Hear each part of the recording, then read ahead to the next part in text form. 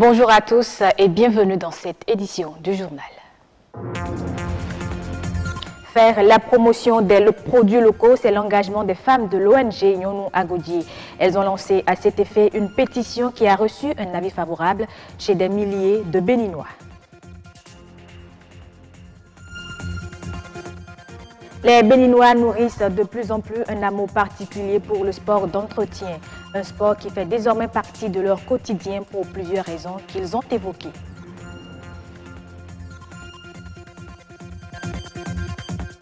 Et puis lui, c'est un maître dans la pratique du Kung Fu. Raymond Yintabo, sexagénaire, voue un amour pour cette discipline sportive chinoise. Une équipe de la rédaction l'a surpris pendant son entraînement.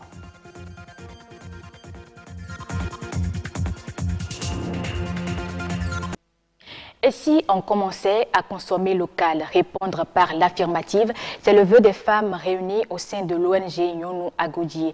Elles ont lancé dans ce sens une pétition qui a déjà obtenu plus de 1000 signatures. À court terme, ces femmes veulent un cadre juridique sur la question. Suivez ici les explications de la présidente de Yonou Agodi au micro de Herman Rodrigue Amégan.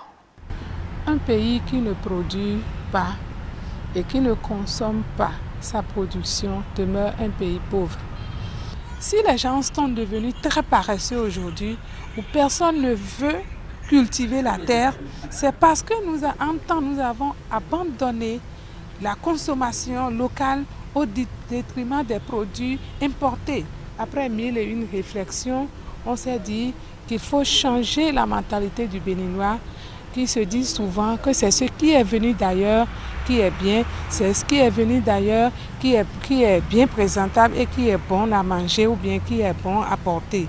C'est pourquoi nous réclamons un cadre juridique au niveau de l'Assemblée nationale pour que ça commence d'abord par eux-mêmes avant de descendre au niveau de la population.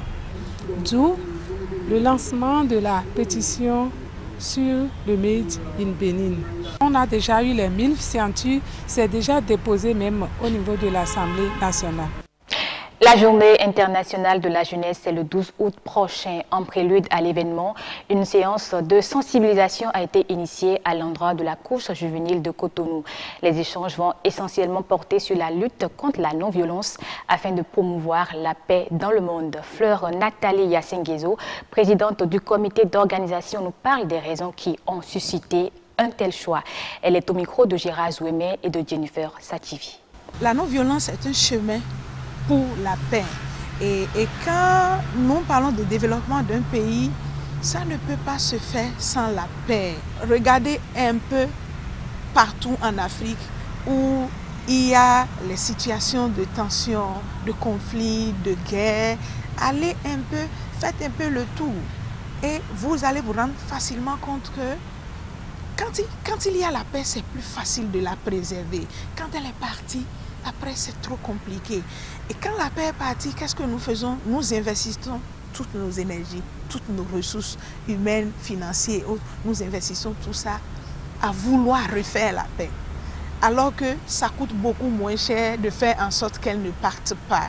L'Association pour la communication non violente, en s'intéressant à la jeunesse, a pensé choisir la cible qui représente numériquement la plus grosse partie de notre population pour que dès maintenant, ces jeunes qui sont appelés à assumer des responsabilités, à prendre des décisions pour notre pays demain, fassent une culture de la paix, fassent la culture d'un langage qui rapproche les personnes au lieu de les diviser, un langage de compréhension, un langage où chaque personne, tout en essayant de satisfaire ses besoins, reste attentif aux besoins des autres. La paix commence d'abord par nous-mêmes. Donc travailler à notre propre paix intérieure, c'est la condition pour pouvoir refléter la paix et travailler à la paix dans nos relations avec les autres. Le sport d'entretien permet de se protéger contre la sédentarité, le stress, la fatigue et le déséquilibre alimentaire. Il aide le corps à garder une bonne hygiène de vie. Beaucoup de Béninois l'ont d'ailleurs compris. Tous les matins, ils sont nombreux à se donner au mouvement physique. Patrick Adjagodjou a assisté à une séance. Je vous propose de suivre son reportage.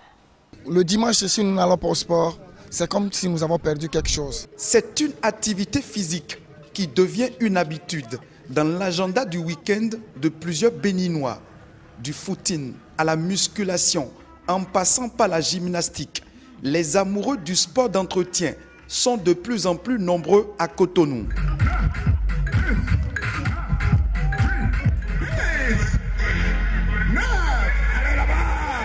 Nous sommes dans la commune d'Abomey-Calavi. Ces hommes et femmes ont pris d'assaut dimanche dernier la voie inter-État Ilakondi-Cotonou pour remettre le corps et les muscles en état de bien-être. Sur fond de musique, ils ont parcouru 14 km de marche en 3 heures d'horloge. Nous avons aujourd'hui fait 14 km, Djekota, PK14, PK14, Djekota. Ça fait 7 km aller-retour.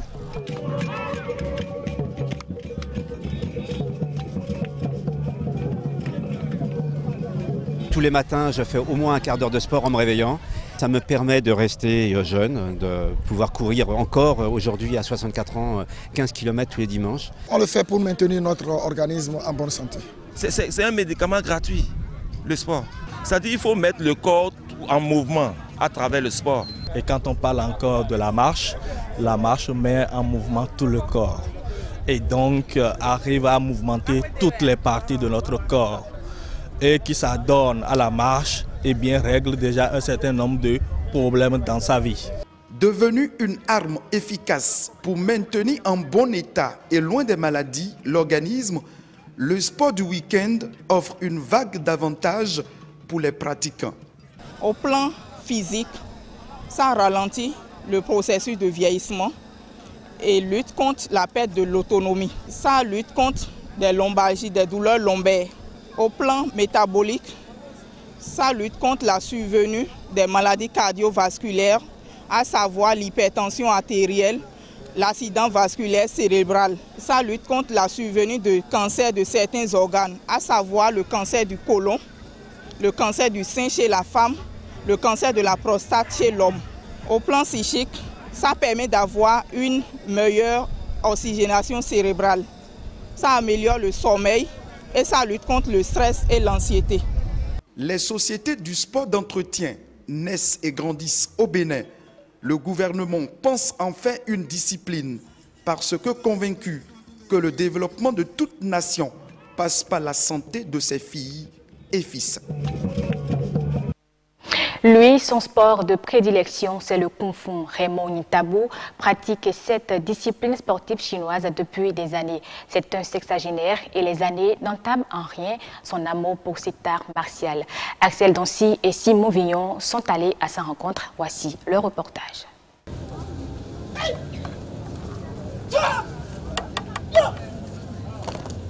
La place Lénine d'Agbagba, noire de monde. La grande attraction aujourd'hui, le Kung Fu, art martial chinois qui existe depuis plus de 5 millénaires. Venus d'horizons divers, les pratiquants de cette discipline sportive ont fait montre de leur connaissance au travers de prestations à couper le souffle.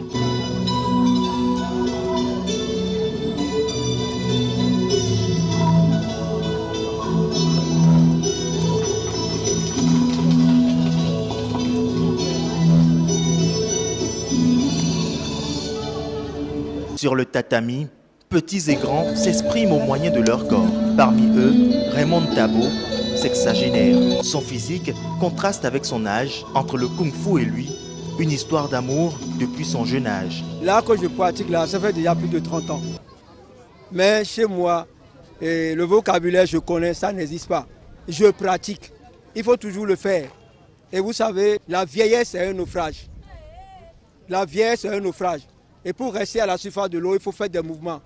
Sa souplesse et sa maîtrise de l'art font de lui un virtuose du Kung Fu. Même le public emballé clame de satisfaction.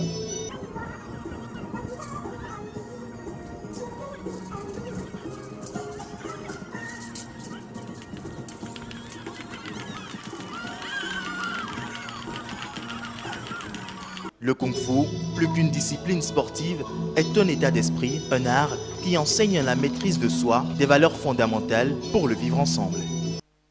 On prend à présent la direction du Cameroun. L'Agence des promotions des investissements du Cameroun a signé le 6 août dernier une série de conventions avec des opérateurs économiques dans les domaines de l'hôtellerie, de l'agroalimentaire ou encore de l'agroforesterie. D'un total de 74 milliards de francs CFA, ces conventions vont permettre à ces opérateurs de bénéficier des dispositions de la loi de 2013 sur les incitations à l'investissement privé en République du Cameroun. Cette loi révisée en 2017 accorde aux investisseurs des réductions fiscalo-douanières allant de 5 à 10 ans, aussi bien pendant les phases de démarrage que de production de leur entreprise. Toujours au Cameroun, la campagne 2017-2018 qui s'est officiellement achevée à la mi-juillet 2018, le pays affiche une production nationale commercialisée de plus de 253 000 tonnes de cacao, ce qui révèle une progression de 22 000 tonnes. Cette augmentation de la production cacaoyère survient tout de même dans un contexte marqué par les violences imposées par les séparatistes anglophones dans la région du sud-ouest, qui est l'un des plus grands bassins de production de fèves du cacao au Cameroun. Fin de ce journal, merci de l'avoir suivi. Je vous retrouve avec plaisir à 19h45 pour d'autres informations.